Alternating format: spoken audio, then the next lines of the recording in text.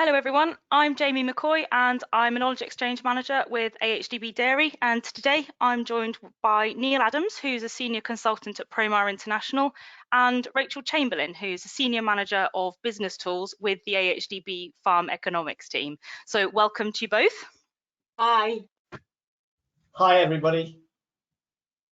Today's the third in a series of 3 webinars which AHDB have run over the last 3 weeks, and our aim has been to support dairy farmers who are being adversely affected as a direct result of the COVID-19 pandemic. We know that over recent weeks farmers have been taking unusual actions to reduce volumes of milk and, probably more importantly, actions to reduce their costs. And some of the effects of these changes are short term, but others are much longer term, and farmers do need to reevaluate what the current position is, kind of take stock and plan forwards. And we know that for many, production from forage is of increasing importance. Some of what we've covered in the earlier webinars relates specifically to those who've been in the unfortunate position of dumping milk or actively reducing production. And some of the messages perhaps wouldn't be considered best practice under normal market conditions, but we know urgent action has been required, and many of you have, really risen to that challenge.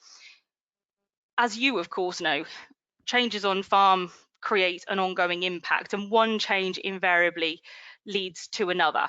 So today we are talking about taking stock of your situation, how to plan your feed budget, and then also how to estimate what milk volumes you'll expect to produce for the coming weeks and months. Some farmers have dried cows off early, some have sold empty cows or are maybe grazing a greater proportion of the herd for the first time.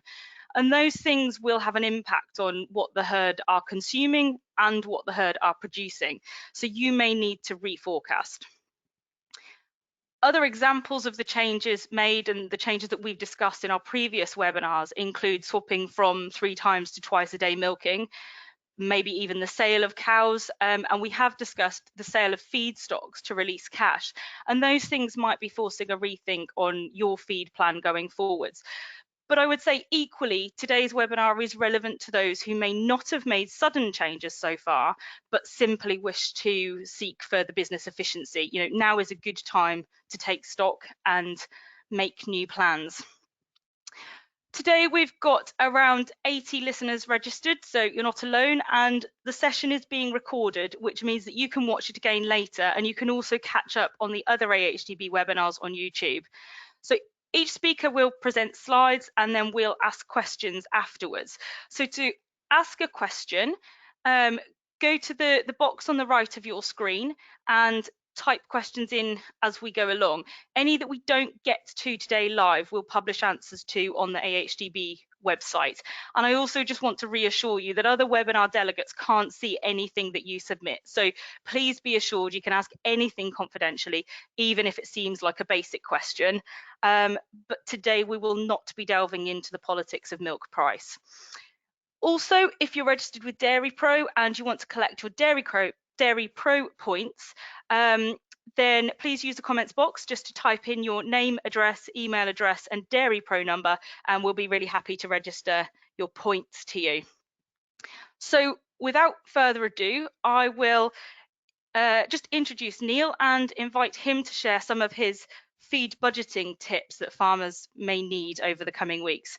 Thanks, Neil. Yep, thank you very much, Jamie. So yeah, I've entitled this presentation really First You Write a Forage Plan, and it's kind of maybe not exactly the first thing that you'll do, but I want to try and highlight how important it is. Before I start, I'd like you just to perhaps just close your eyes for a second and just imagine that you're about to take a very important 30-meter penalty kick in a rugby match. I guess if you're English, you could probably pretend that you're Owen Farrell, and if you're Welsh, you might want to pretend that you're Dan Biggar, and if you're Scottish or Irish, then maybe you'll want to pretend that you're either of those two. But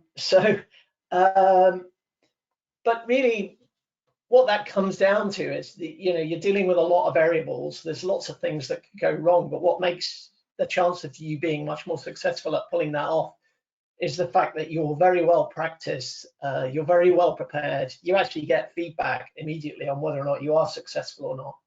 And forage planning is a little bit like that, or your whole approach to forage should also be a bit like that. The belief that you can always get a little bit better, but also you need to be prepared and you need to be really practiced. So that's just a way of kind of introducing this subject. What I wanted to talk about as well is why do we need to do this? And I've pulled together some data from our farm business accounts. So the graph on the left, or the series of columns on the left, represents some data that I pulled out of our farm business accounts analysis from 2018. So these are, if you like, undrought affected figures. So and what that shows is that we can really work out how much forage cows utilize through an energy equation by working out how much energy they get from bought feed, and then assuming that the difference comes from forage. And what you can see is on the right hand side, we have farms, 10% of farms that utilize only 2 tons of dry matter per cow. Those farms generally are making an operating profit of £369 per cow. And if we go right up to the other extreme, so these are the better farms, the more profitable farms, they're making twice as much profit and they're utilizing twice as much forage. So yield for forage is a figure in brackets. So we find 10% of farms under 1,900 litres from forage, and better farms closer to 4,000 litres from forage. So I don't want to go into the detailed equation, but I just wanted to show you that that's based on a large data set, and you can see that it is really important to get this right. Big difference and a lot of scope to improve. You probably need to know where you are on this graph and what your yield from forage is, and maybe try and work out what you're producing. So on the next slide, what I'm showing on the next slide is another way to think about this. So what is the potential? One of the things we talk about with our customers is,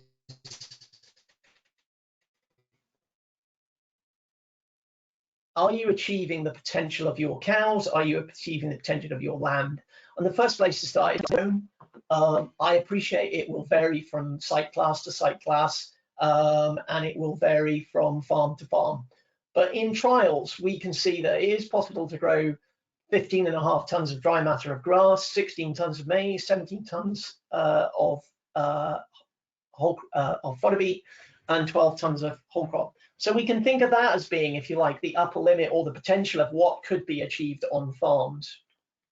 And the dark green bars represent 70% of that number, because not everything that can be grown can actually be converted. There is waste in the system. But even if we take 70% of those numbers, then we can see that we can be getting somewhere around 11 tons of dry matter utilized per hectare. Probably a bit less with whole crop. It's a slightly lower producing crop. But then the right-hand column shows what the best farms are doing in the light green at the top, that our best farms are achieving 10.4 tons of dry matter utilized per hectare. And that's simply taking the amount per cow and multiplying it by the stocking rate. And the average is 6.6 across UK farms, across that data set. So UK farmers, in my view, have a lot of scope to improve utilization of forage. And really, I'm going to talk about that more perhaps than I'm going to talk about forage planning. But forage planning is an important part of that.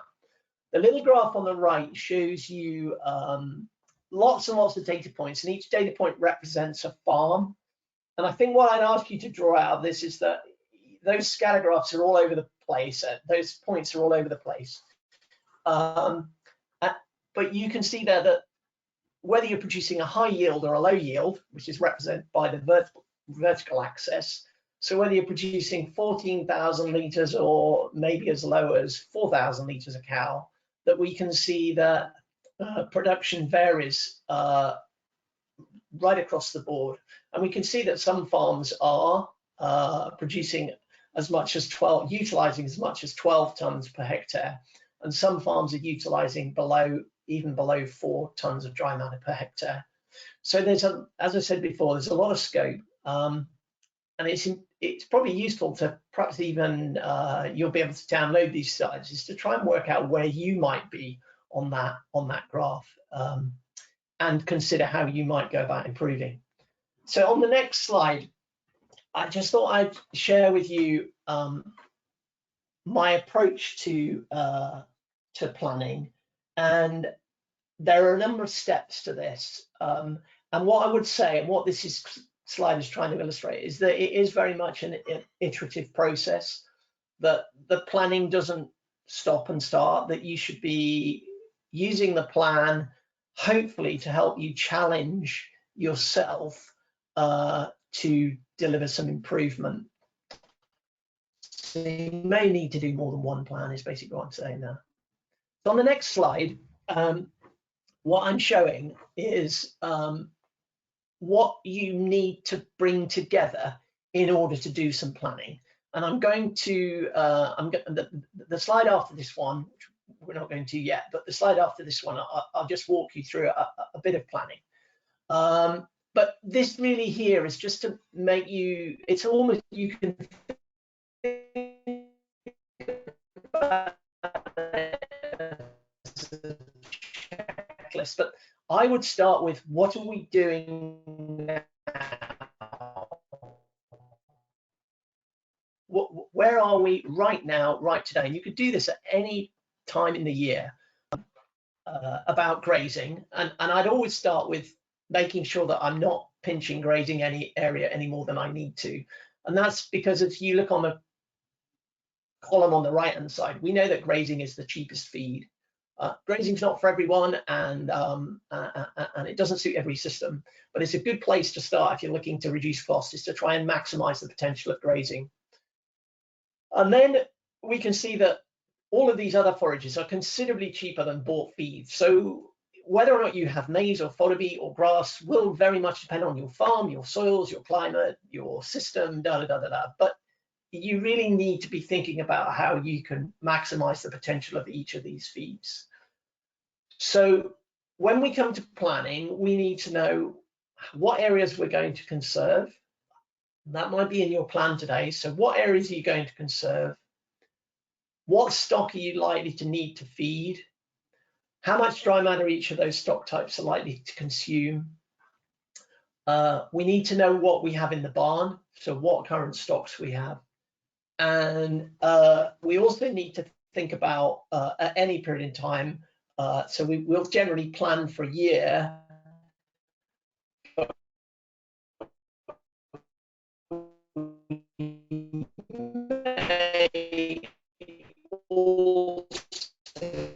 Need working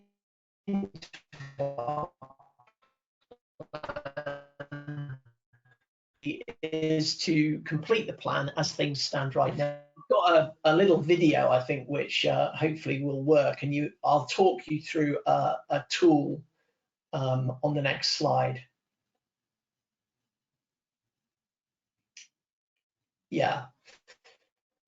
So basically, this planning tool here is accessible from the AHDB website, and I just save me showing you exactly how to put everything in. It's a fairly straightforward process where you enter the stock and the period of time that you plan to feed those stock, and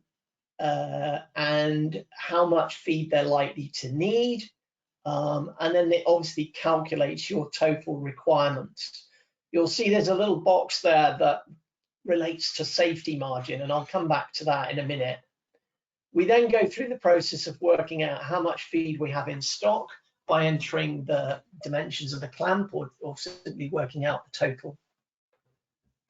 Some of your dry matter requirement may come from bought-in feed, bought-in maize, bought-in moer's grains, so we enter that amount as well. And then we try and estimate, or we estimate what level of production we're likely to have. So that's by entering the area and our consideration of what the level of production is from that area. And then when we've entered all of that data, we basically end up with a total. And you can see at the bottom there that that we have a requirement on this farm, and this relates to a pretty average sort of farm, average stocking rate, average cow numbers. We see that we have a requirement of 1,137 tons of dry matter. We know that we have 108 tons of dry matter in stock. We're going to buy in 60 tons of dry matter, and from the calculation above, you can see that we've produced 900.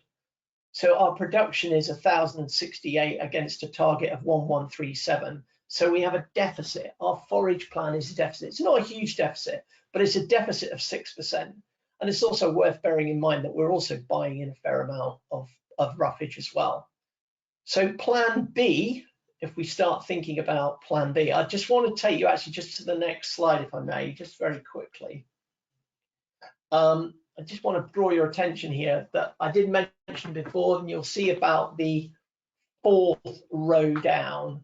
I've estimated how much buffer feed we're likely to need. And again, this will depend on your farm cow number system, how much buffer you need.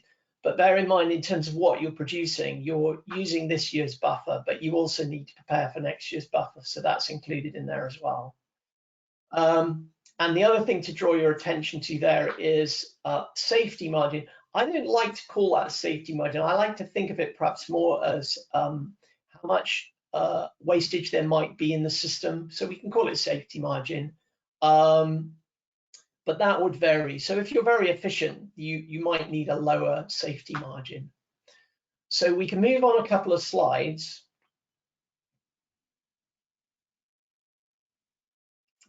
Next one. Yeah, so we can move on a couple of slides. And really what I think then, once you've done this planning process, I think there are 3 areas to focus on. And I'm not going to go through each of these slides in a massive amount of detail. I'd perhaps encourage you to perhaps download this and have a little bit of a think about it. And there are enormous amounts of resources that you can access in relation to each of these particular areas. But one thing that you can do, obviously, if you're short, as we were in that example, is to think about how can I increase production. And there are 3 key areas about production. One is obviously soils, condition of your soils, and so that's another whole area for another whole webinar. But that's an area that you can focus on, soil condition. And similarly, there's another area where we can be thinking about the level of nutrients and whether we're applying not only the right level, but actually applying it at the right time and not having waste. So nutrients is an area. And then also, have we got the right crop? Are we growing the right crop? Are we growing the right varieties? So those are 3 areas really where you could focus to address any imbalance. These aren't necessarily things that you can do immediately and then will immediately impact your business tomorrow, but they are long-term, medium-term planning issues that you need to work on in order to move up that scale where we saw low production to high production. So that's the first area, is a focus on production. And then the next area to focus on is really around waste. So there is a lot of waste in, there's a lot of difference between what's actually grown and what can be grown and what actually ultimately gets converted into production. And there are 3 key areas that you could look at. One is field losses. Key area of field losses could be something like over wilting.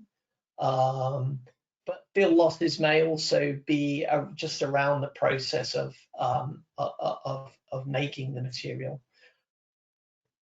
We have clamp losses as well. So, and this is a very much a key area where there is a lot of loss on farm, is spoilage of material in the clamp for whatever reason. So that's another area where, when we look at really efficient farms, there's very little losses from clamp.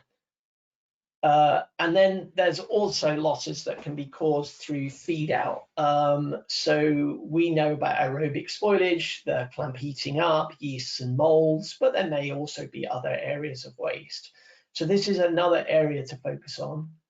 And then the third area to look at is to look at utilisation. So one of the key areas for utilisation is digestibility. Now this goes back to harvest, but obviously we can get much more material utilised if we're cutting at high digestibility. So the other thing to think about there is whether or not we can separate out the high digestible material from the lower digestible material, which can easily be fed to dry cows or less productive animals. But we want to keep the best material for the best animals. Utilisation, cows will only eat as much as they're able to eat, depending on crop space, competition from other animals. So again, a whole area that could form another webinar, but looking at how much is available to the cows is really, really important. And then the final thing to look at, and I think perhaps this is an area where people spend a lot of time, and I'm not saying it isn't important, but it's the icing on the cake, is to actually get the diet balanced. It is important, but if we don't have really good quality material and we don't have enough quality material and our animals are unable to access it, then the nutrition piece doesn't really hang together. So getting nutrients right is really important. So when we come to plan 2, and I've given an example of plan 2, if you like, on the next slide, and I've just had to play around with it. I have the luxury of doing this theoretically, whereas I know you guys have to do it for real. But nonetheless, it is part of the thinking process. Is that what I've done here is that I've reduced wastage, reduced that.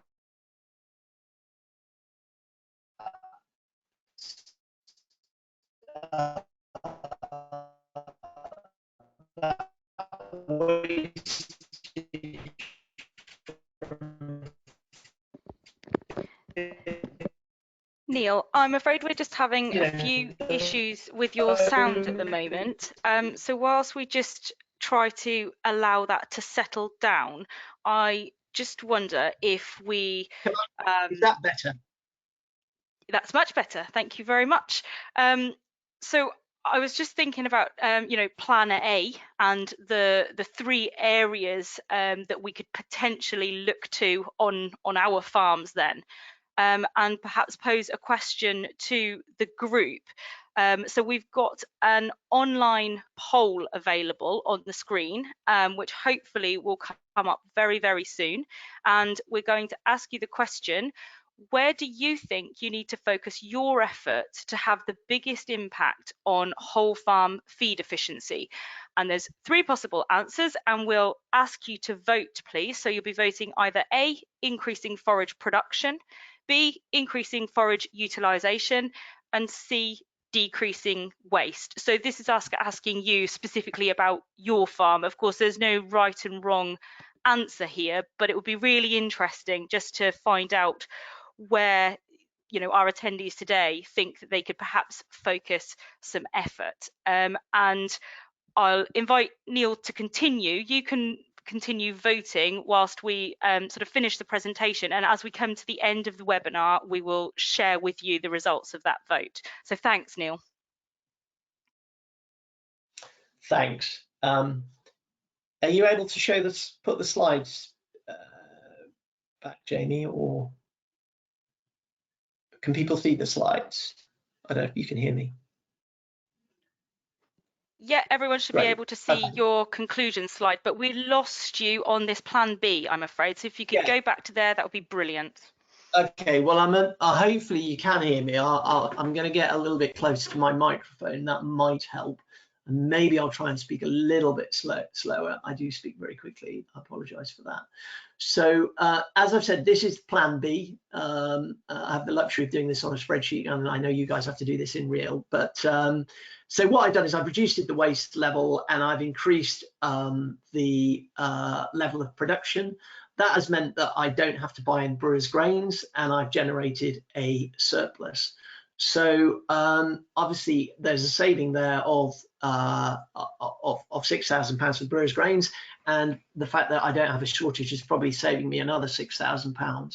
So yes, there are many risks around this, but I think the planning process itself is a good way for you to kind of take stock and challenge yourself in terms of how you might make improvements. I'll just move into some conclusions.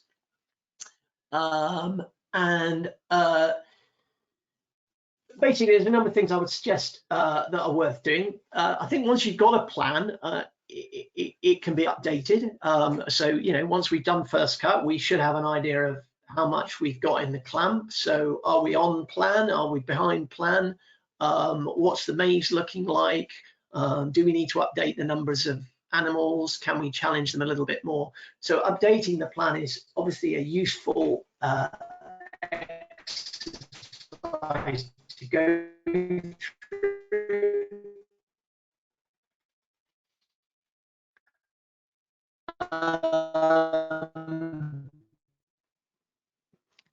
Unfortunately, it sounds like we're losing you again, Neil. One thing that we do need to get a lot better as an industry is actually being able to assess the level of. Hey, is that better?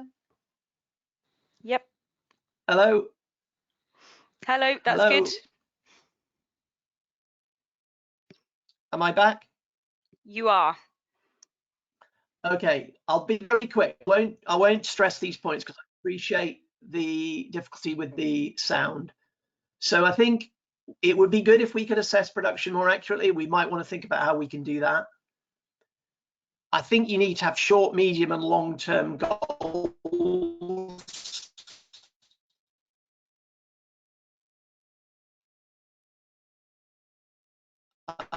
I would say that we're running about 6, so I think there's a lot of scope for us to get. Okay, Neil, I'm really sorry, but I'm going to jump in and stop you there because we have lost you. But we can see very clearly what your conclusions are because they're really concisely written on the screen. And I think sort of having the final word around never will there be nothing left to do is really critical for, you know, all farmers on an ongoing basis. And hopefully we'll get you back for the questions at the end with some better sound quality. Thank I think you. we can agree Sorry, there's guys. been Sorry some. about the sound. I think there's been some really useful information there, and I thought it might be worth just sharing with our audience that we know one farmer who used this forage planning tool last year, and he did his calculations, actually realised that he had more feed than he needed for the number of cows that he had. And he actually managed to give up some rented ground, you know, whilst also maintaining production levels. And giving up that rented ground meant that not only he reduced his cost of production, but he also reduced his workload. So it was a real win-win for him. And I think that's just a really good example of where spending a little bit of time crunching the numbers has actually saved time and money in the long run.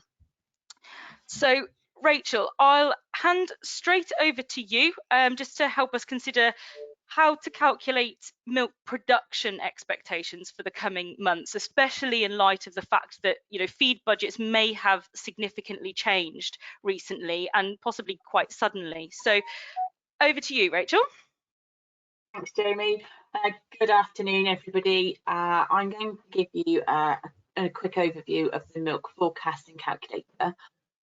This is a really useful tool to help you understand what litres are going to be produced and when they're going to be produced, which is a really key part of making the plan for a way forward and to continue to review that plan and your production, as Nick said.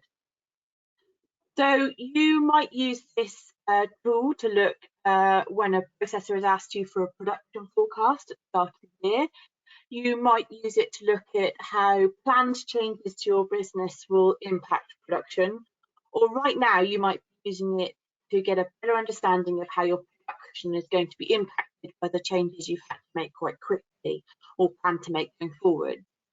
So whether that might be reducing milking frequency, extending the dry period, or culling harder and sooner than you would normally. You can use the results to feed into your budget, which is really important now, whether that be the financial budgets that was talked about by Oliver Hall in the last webinar, or the feed budgets that Neil's been covering today. Next slide, please, Jeremy. Thank you. So the calculator is an Excel-based program that you can download from the website for you to input your individual farm information into. If you complete the data input fully, it'll give you 3 years worth of forecast. But that's to be mindful that you may need to look at it again, so do that review process once you feel you've reached a more normal time or more normal production state, as what you put in that you're doing right now possibly isn't going to be the way you want to carry on going forward and look at the data over 3 years, for instance. Calculator is just one of a number of tools and templates that have been mentioned throughout 3 webinars across the 3 weeks. They're all designed, whether they're our tools or somebody else's, they're all designed to help you look at and test ideas and scenarios so that you can review changes and impacts to your business, possibly before you do them, or to catch up and enable you to put them into budget and think about the impact.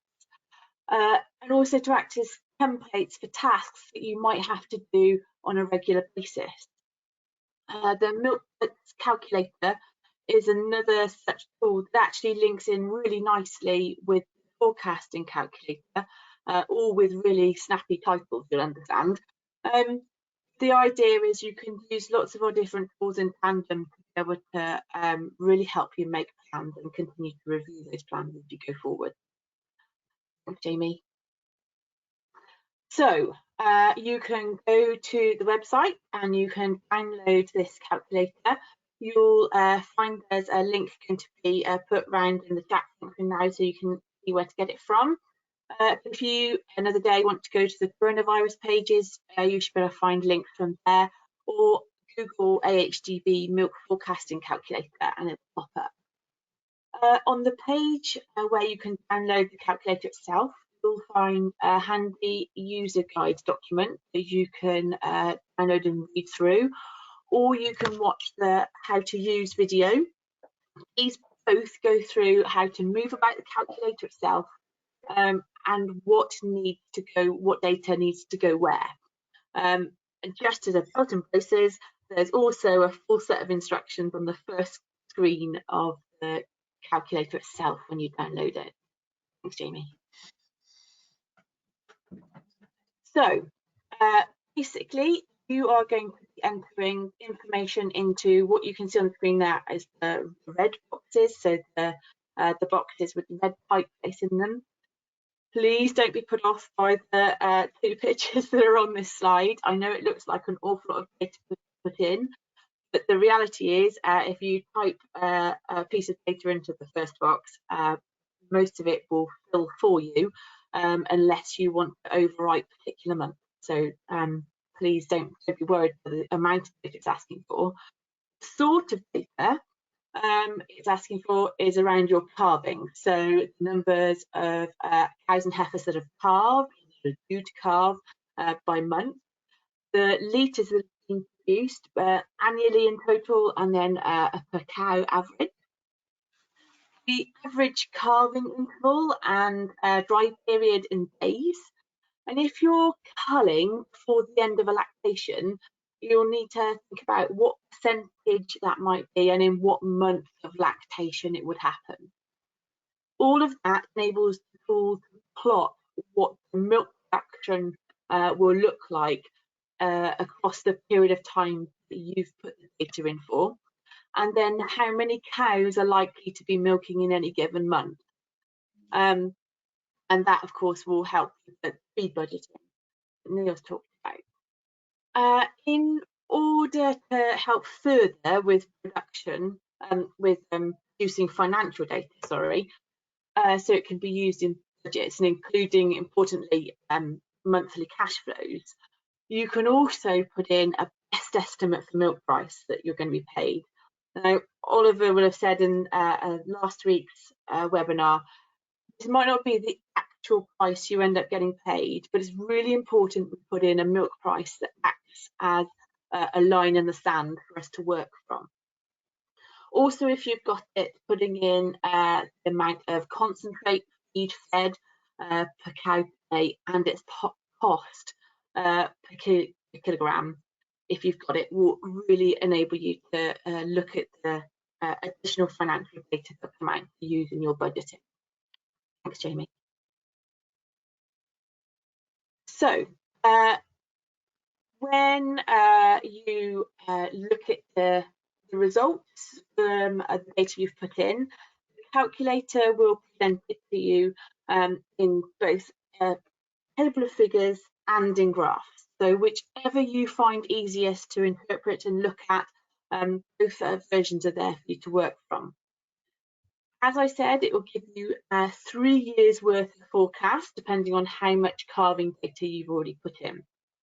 So just to watch a couple of things, if you have put in a particularly early and heavy culling rate, it will go across all the years that you are forecasting. So if you're just looking at heavy culling now, right now in this production year, and you really are probably going to want to rework for what would be considered more normal culling practices, look at years 2 and 3 if you've put that data in. Also, when you're looking at the output from this, it'll give you the number of litres that are likely to be produced, and then another figure for income from said litres that are produced. However, if you're feeding more milk to your calves, it's important to remember to take off that value of that milk when you're putting the data into your budget. You won't be selling that. Thank you, Jamie. So you have some results, and that's great. If you're going to the effort of putting in this data, and we need to make sure we do something with results and with the output. The results around cow numbers, as I've said a couple of times, can help improve the accuracy of the feed budgets that Neil's looked to take you through. You can take that financial data now and work it into your profit and loss budget. And now you've got some of those figures to make them a little bit more robust.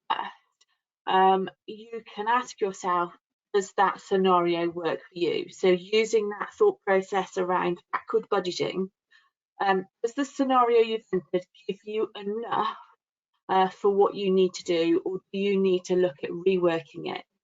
So again, taking Neil's principles of looking at doing a plan A, a plan B, a plan C. Then using the monthly output that comes from the calculator, so that's the milk income and the feed cost, to help really build into your cash flow predictions and assess where there might be any potential pinch points and which month they're going to be in. You've also, now you've spent some time looking and putting some data into this tool, you can test other options. So starting to think more medium term, looking at the optimal dairy systems, is there changes you might want to look at in your production profile and your calving pattern that may look to suit your business in a longer and more medium term. Thanks, Jamie. So this I come to my concluding remarks really to go through this calculator. And basically, it's if you want to use the milk forecasting calculator, or if the other tools that we've mentioned throughout the website, throughout the webinars, if you find you want to use them, or you can't find them, or you would like some help using them, please contact your local knowledge exchange manager, or alternatively the coronavirus help desk. Contact details for both of these can be found on the AHDB coronavirus web pages. just go on there and we'll be able to find telephone numbers and email addresses for getting hold of us. We're also working to corral all the likely tools and templates and information you might need at this time into one space on the website so that you can easily access it, what we hope will help you make decisions at this time, but also in the future. And finally, if you get stuck, have a question, need to chat something through, please just give us a shout and ask. That's it from me. Thanks, Jamie. Oh, thanks so much, Rachel. And we've actually got a couple of advisors that are listening into the webinar, and they have reiterated that as well. You know, consultants that are out there are really happy to talk people through these tools if they need that little bit of extra support. So there is help from all directions, but hopefully it's worth getting online and sort of having a play yourself and seeing if you think that you can, you know, gain some benefit for the business. So before getting underway with questions then, it's been quite interesting just getting some feedback from you all via the poll question. So I'll just remind you the question, which was, where do you think you need to focus your efforts to have the biggest impact on whole farm feed efficiency? And 26% of you voted for increasing forage production, 52% B for increasing forage utilisation, and C, the decreasing waste, was 23% of you. So I just think that's quite interesting, the 52% there thinking about improving forage utilisation. That's good to hear, because, you know, if you've gone to the expense of growing it or producing it, then, you know, the more you can use, the cheaper that production becomes. And I hope that we've got Neil back who might offer some comment on those results. Yeah, I am back, and hopefully my internet is. I've moved a little closer to the router, so maybe it'll work better now. Am I okay? Yeah, carry on, loud and clear. Yeah. I don't really know what to make of those results. I mean, they're very interesting, aren't they? There's quite a mix. I think the purpose is for people to be thinking about where they can improve. So I guess they've done that. So yeah, it will vary, won't it, from farm to farm? What is the correct response will be very individual. So yeah. Yeah, no such thing as a right or wrong answer there, but interesting, brilliant. So we've had a few questions come in, and we'll perhaps kick off with this one of Neil. How often should you do a forage sort of stock take on your farm? I think if we were working with clients, I would say it would be quarterly as a good discipline. So that would be, you know, planning in at various phases during the year, looking forward, because it's so important. So clearly, if stocks are very, very tight, then you'll need to be measuring and monitoring against your plan, you know, a lot more frequently than that. But it shouldn't take a huge amount of time, so I would definitely be doing it frequently. Yeah. And another one for you there, Neil. What is a fair assumption for losses? What percentage would you expect to use of what you made in the first place? I think it is reasonable to include 15%, because that's just physically what happens within, you know, even within a good system, there is, you know, the fermentation process itself involves losses. We don't see them because it goes into the atmosphere, but the fermentation process itself causes losses, and there are clearly losses within how it's fed out and so on and so forth.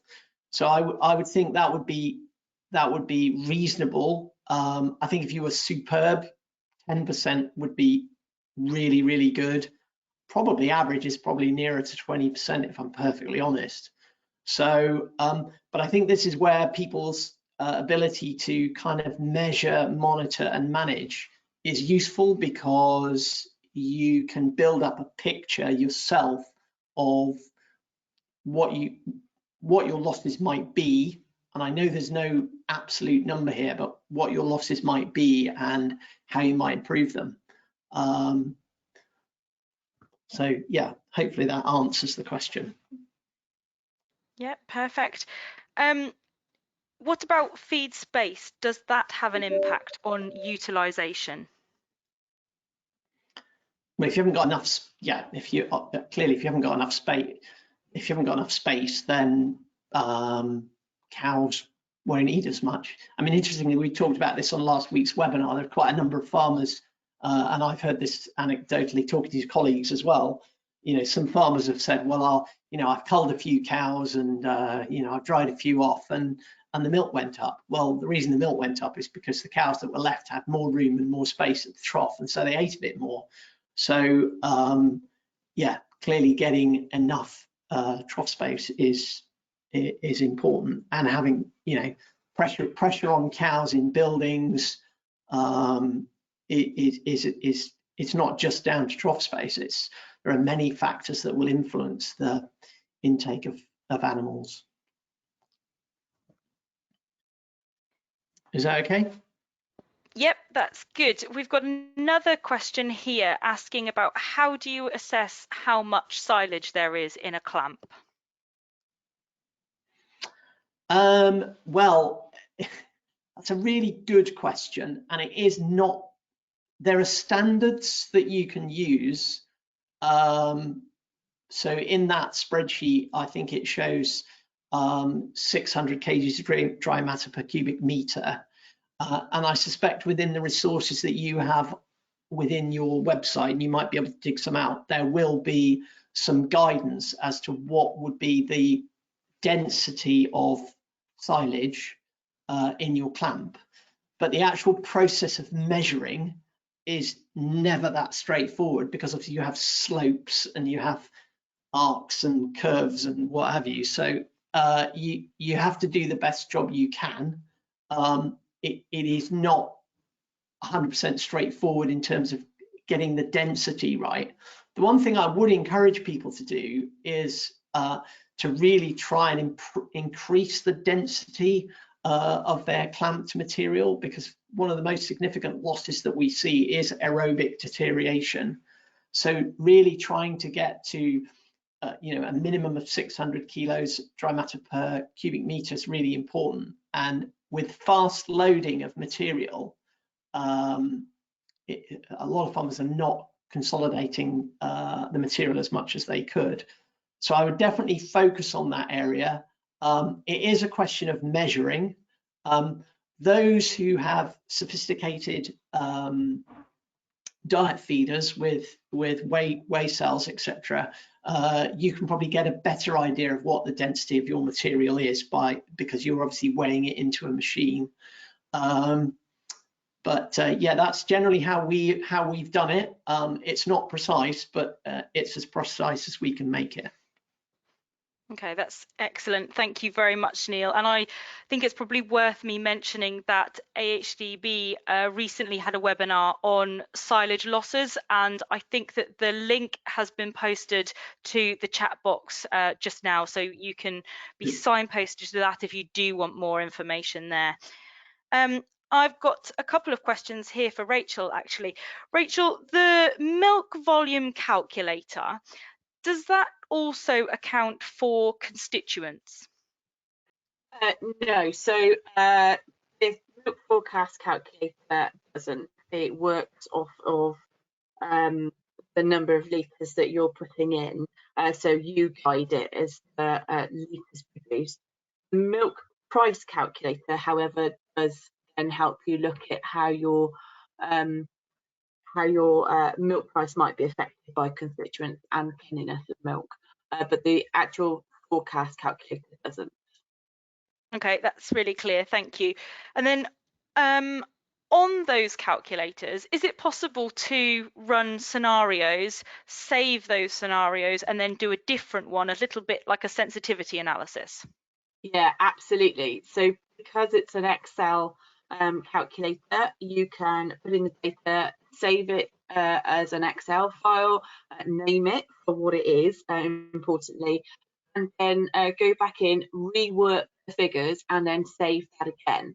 So you can build a historic picture so that you can look back at your own data year on year, or periodically when you review the forecast.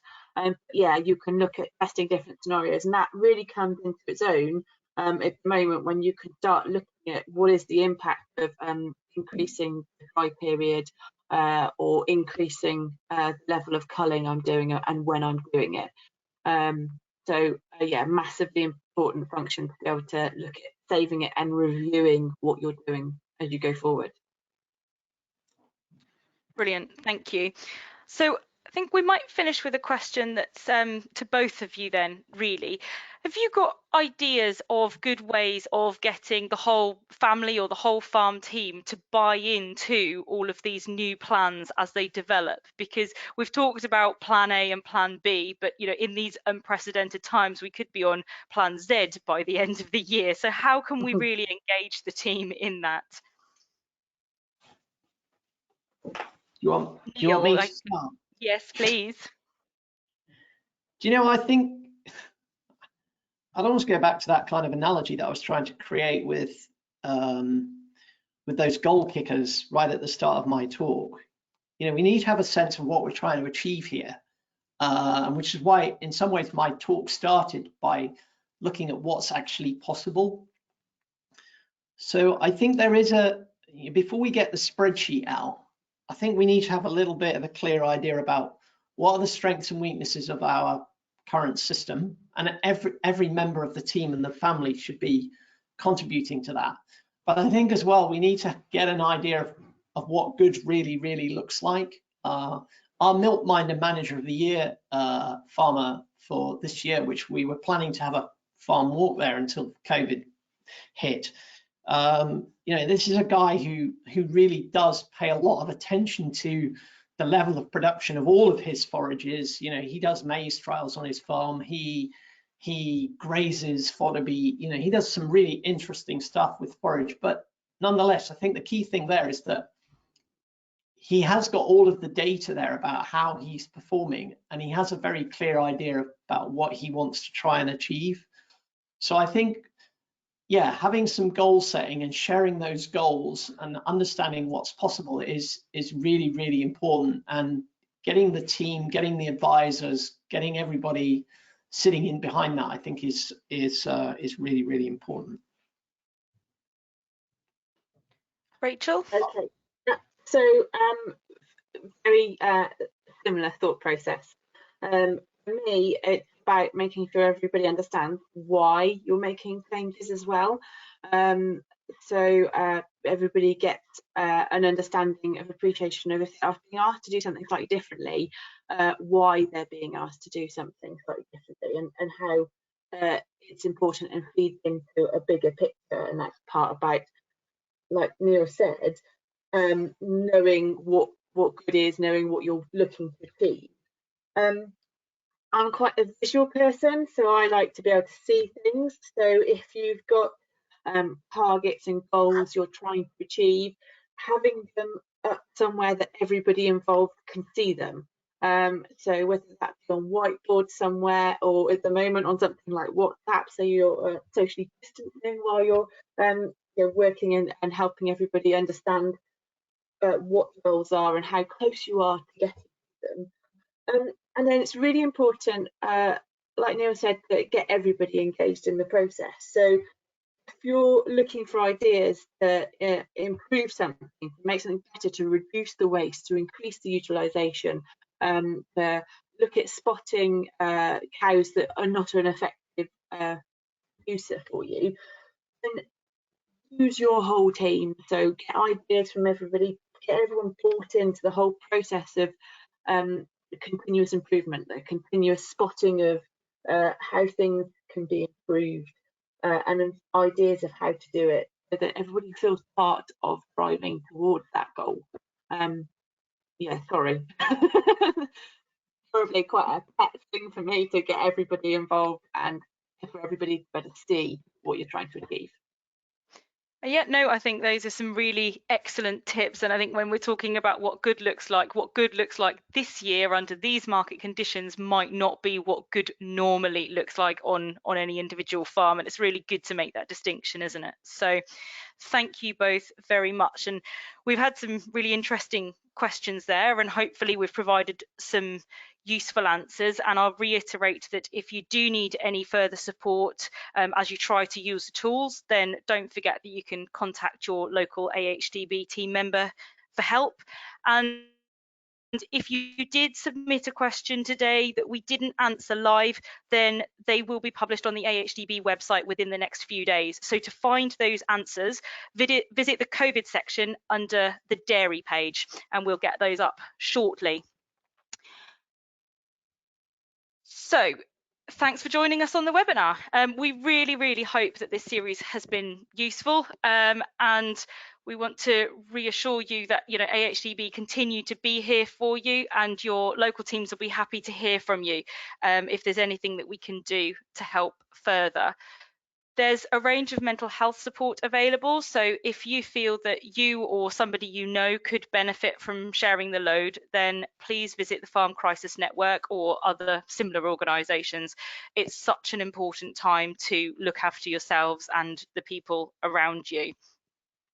I'd encourage you to keep an eye on the new AHDB Dairy Facebook page and also our website for further updates, and look out for the other business focused resources that we have that are similar to the calculators that we've discussed today. They're all really helpful in running what if scenarios and scoping out ideas for future business planning. I'll sign off today's webinar just by saying a huge thank you to our panelists, not just Neil and Rachel from today, but to all those who've contributed throughout the series, and a heartfelt thank you to the dairy industry's key workers, particularly those of you who are on farm and are continuing to work hard as you do every day. I know I myself have never been more grateful or felt more lucky to live on a farm and be such sort of part of such a key supply chain. But we do know that there are people out there suffering terribly. So look after yourselves, stay safe, everyone, and thanks for listening. Bye.